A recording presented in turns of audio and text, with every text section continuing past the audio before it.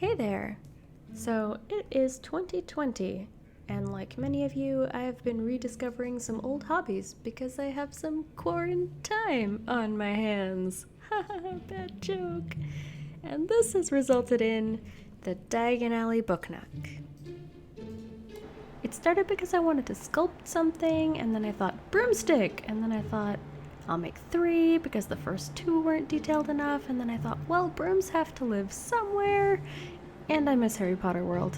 I really do want to go back. So, if I can't go to Harry Potter World, I will bring Harry Potter World to me. Let's start the tour. So, first up is Ollivanders, makers of fine wands since 382 BC. I used Warbler to create the windows since I had some on hand, and it seemed like a great way to get a nice curve without going crazy. Spoiler alert, I did go a little crazy. Once I was done with the Warbler shell, I created little wand shelves out of a 6mm craft foam from Michaels and tiny wand boxes to go inside.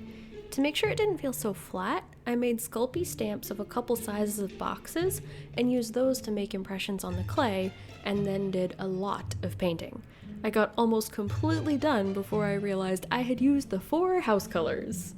Serendipity? Maybe? In the first book, Ollivanders is described as having no display except a single wand on a dusty purple cushion. So I used Sculpey and paint again and tried to make it look like the wand was floating. One of the other things I made for Ollivanders was a door. I loved making the door. It's out of Sculpey and paint too, mostly because all I have is gray Sculpey at the moment, so everything is gray Sculpey and paint for the most part. I wanted to give it some battle damage because I felt like this Diagon Alley was kind of post-war, and it's got that scarring from when the Death Eaters went in and blew it up and captured Ollivander. The next area I did isn't actually a store at all. I've always thought it would be really fun to live above a store, and what is better than living above a magical store? So I made a really pretty door.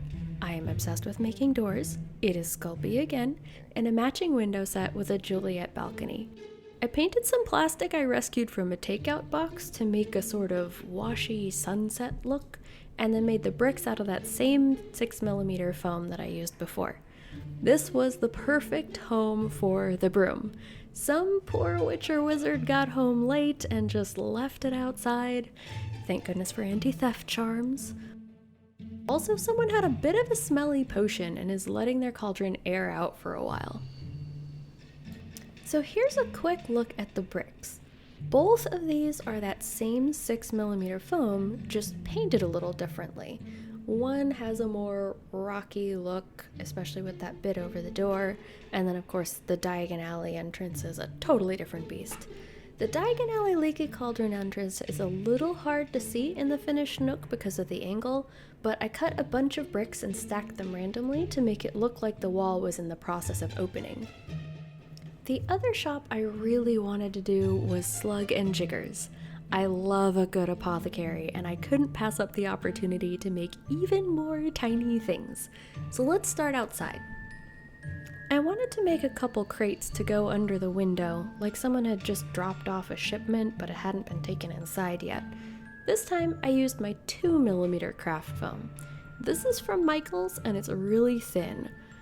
For the base, I ended up making a double layer of foam for a little added support, and then used the single layer to create the planks around the edges. After some cutting, heat, and paint, it turned out pretty well. I also made a little hand crate box thing. There are a few odds and ends tucked into it. I have no idea what some of these are. I just made them.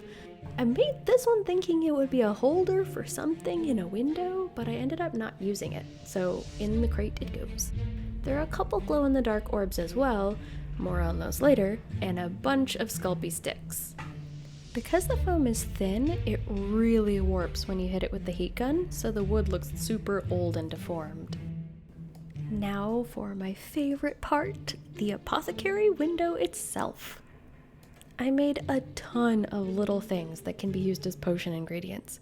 We have valerian root, rune spore eggs, chamomile, kelp, bicorn horn, you name it. It's a little tight in there, so ignore the weird angles. I'll probably do a tutorial on making little plates and bowls and baskets. There are also a couple mini spoons, scoops, and a pair of tongs. All of this was Sculpey, some painted and some were made from canes I had left over. And just because I was making it too easy for myself, I labeled the jar of Leith river water. So tiny. Back outside again, remember those glowy orbs? Well, some of them needed to be hanging because that's an awesome aesthetic. So I braided some thread I had and macrameed itty-bitty holders for them. I would say I've learned my lesson, but let's face it, I'll probably do it again if it fits the vibe. I put up a rod over the door to do some hanging herbs and made some tiny signs. The bottom one detaches because, hey, sometimes unicorn hair isn't in stock. This is also a cool little bit of plaster work right here. I used foam to make the bricks, and then I used spackle I had in the closet to do actual plaster, then weathered it all with acrylic paint. To finish it all off, I had to cover the edges of the cardboard box. They kept staring at me with their ugly cardboard ripples. Using the 2mm foam, I made tiny little planks to put around the edge. And here's the full tour with the lights off. I was going to be fancy with the lights, but I ended up using cheap LEDs that I got on Wish that just plug into my battery pack. I realized even if I used the individual addressable LEDs, I'd just be leaving them on white for the most part, so the details wouldn't really get lost. So I still have my fancy LEDs for another project. All in all, not a bad project. Since I'm working full-time, it took about 2 months of nights and weekends to complete.